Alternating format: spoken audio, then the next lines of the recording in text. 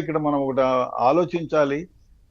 నేను మొదటి నుంచి చెప్తున్నా, పోలీస్ డిపార్ట్మెంట్ ఒక్కదాన్ని ఎట్టి పరిస్థితుల్లో కూడా ఇండిపెండెంట్ డిపార్ట్మెంట్ గా చేయండి. అమెరికాలో FBI లాగా చేయండి. చేస్తే ఆ సమాజంలో ఉండే అట్టడుగు వర్గాల వారికి, నిమ్న జాతుల వారికి, వాయిస్ లేని వాళ్ళకి, పేదవాళ్ళకి న్యాయం జరుగుతుంది. లేకపోతే ఏమైంది? Might is right. ఎవరికైతే పవర్ ఉందో వాడు చెప్పినట్టు వినాలి. కరెక్టే. ఇప్పుడు సిబిఐ కూడా స్వతంత్ర ప్రతిపత్తి కలిగినటువంటి సంస్థ అయినప్పటికీ కూడా కేంద్రం ఇన్వాల్వ్ అయింది, కేంద్రం చెప్పు చేతుల్లో నడుస్తోంది, పంజరంలో చిలక, ఈ మాటలన్నీ వస్తాయి కదా సార్. అప్పుడు ఈ విధంగా కాదు, FBI లాగా సిబిఐ నాట్ ఇండిపెండెంట్ అథారిటీ లేదు. ఇండిపెండెంట్ అథారిటీ సిబిఐ కూడా లేదు, FBI లాగా లేవు. FBI is not controlled by their ministry, their hierarchy. It is a separate entity. అది సపరేట్. మీకు దానికి ఒక కమిటీ ఉంటుంది. నీకు ట్రాన్స్ఫర్ చేయాలన్నా, ప్రమోషన్లు ఇవ్వాలన్నా దాన్ని మళ్ళా చెక్ చేయడానికి జ్యుడిషియరీ. ఇప్పుడు వాళ్ళనే, పోలీసు వాళ్ళనే వదిలేస్తే ఏమైనా చేస్తారు. దానికి ఒక చెక్ చేసే వాళ్ళు ఉండాలి. వాళ్ళని న్యాయం చేస్తున్నారా, తప్పుడు పనులు చేస్తున్నారా, వెధవ పనులు చేస్తున్నారా, లేదు ప్రజలకు సేవ చేస్తున్నారా, దీన్ని మళ్ళీ వాళ్ళ పైన ఒక చెకింగ్ అథారిటీ పెట్టండి, కొన్ని క్లాసులు పెట్టి. అంతేగాని ప్రమోషన్లకి, ట్రాన్స్ఫర్లకి లేదు. మా ఏరియాలో దరిద్రమైన వ్యవహారం ఏమంటే, ఒక ఎమ్మెల్యే ఇలాకాలో ఒక ఇన్స్పెక్టరు, ఏసీపీను, డీసీపీను పనిచేయాలంటే ఆ ఎమ్మెల్యేను, ఎంపీ సంతకం పెట్టిస్తే తప్ప చేయరు. అది ఎక్కడుంది తప్పు? ఆ అస్సలు విషయానికి వస్తే సమాజంలోనే ఉంది తప్పు. మీరు డబ్బులు తీసుకొని ఓటేశారు, అందుకని వాళ్ళు చెప్పిన వాళ్ళు పని చేసుకుంటున్నారు, అంతే కదా.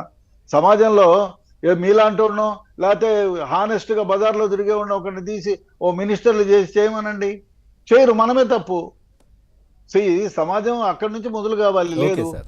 సో అదే కాకుండా ఇంకో విషయం ఏంటంటే, ఇక్కడ ఆల్ IPS ఆఫీసర్, నేను చెప్తానండి, నా ఇంట్లో కూడా 6 మెంబర్స్ ఉన్నారు. ఎందుకంటే మనము IAS IPS స్థాయికి వెళ్ళాలంటే ఎంతో కష్టపడాలి. అదొక యజ్ఞం లాగా చదివితే తప్ప 100 మంది చదివితే ఇద్దరికో ఒకళ్ళకో వస్తుంది. అటువంటిది ఇంత ఉన్నత స్థానంలో ఉండే వాళ్ళని ప్రలోభ పెడితే ఏమైతుంది? ఈ ప్రలోభ వినకపోతే ఏం చేస్తారు? మహా అయితే ట్రాన్స్ఫర్ చేస్తారా? లేదు, అన్వాంటెడ్ పోస్టులు వేస్తారు. నీ జీతం అయితే నీకు ఇస్తారు.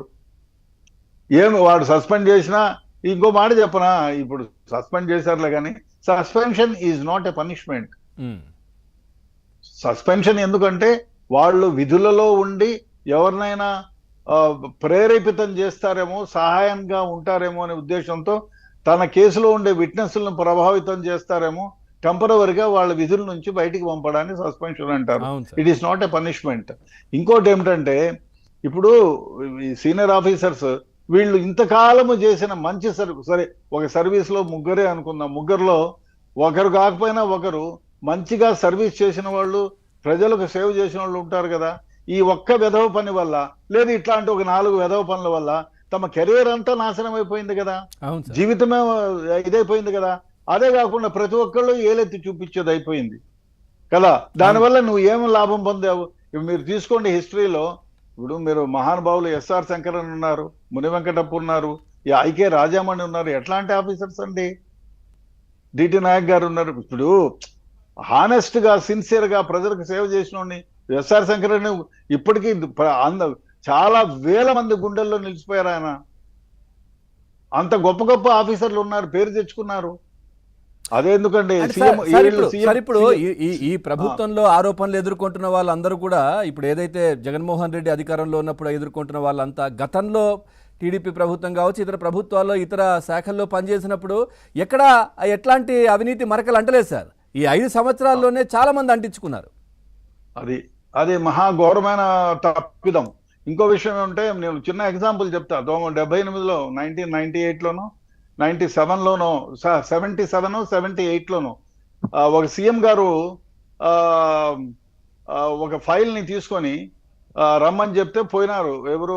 రాజాజీ గారి మనవడు రాఘవన్, వీర రాఘవన్ ఆయన పేరు. ఆయన ఏదో డిప్యూటీ జాయింట్ సెక్రటరీ ఏదో సీఎం గారి దగ్గరికి ఫైల్ ఇస్తే ఆయన ఇసిరి కొట్టినాడు. ఆ సీఎం ఫైల్ ఇసిరి కొడితే ఆయన తీసుకోకుండా వెళ్ళిపోయినాడు, బయటికి పోయి. He resign for the post. తర్వాత ఆయన ఎంబీఏ ఏదో చేసి ఈజ్ డూయింగ్ వెల్, పెద్ద కంపెనీలు పెట్టుకొని he has become big boss. Rajaji గారు మన దగ్గర హోమ్ సెక్రటరీగా, డిప్యూటీ సెక్రటరీ హోమ్ గా పనిచేశాడు 1976-78 లో. అవును సార్. అట్లాంటి గొప్ప ఆఫీసర్లు ఉన్నారు, పెద్ద మంచి వాళ్ళు ఉన్నారండి డిపార్ట్మెంట్ లో, చాలా మంచి వాళ్ళు ఉన్నారు. ఈ ఒక్క చర్య వల్ల, దీని వల్ల వాళ్ళు పర్సనల్ గా ఏమైనా గెయిన్ పొందారా? I don't think so. ఒకవేళ పొందుంటే ఏ మేరకు పొందారు? తమ జీవితాన్ని ఫలంగా పెట్టి ఇంత వెధవ కార్యక్రమం ర్యాంకుల చేయడానికి, కోసమే కదా ఇప్పుడు సార్, జీవితం ఉన్నత ఉద్యోగాలు మళ్ళీ అంతకు మించి పైకి రావడం కోసమే కదా వీళ్ళంతా ప్రయత్నాలు చేసేది. రైట్, ఒక్కసారి సార్ మళ్ళీ వస్తాను. సుబ్బారావు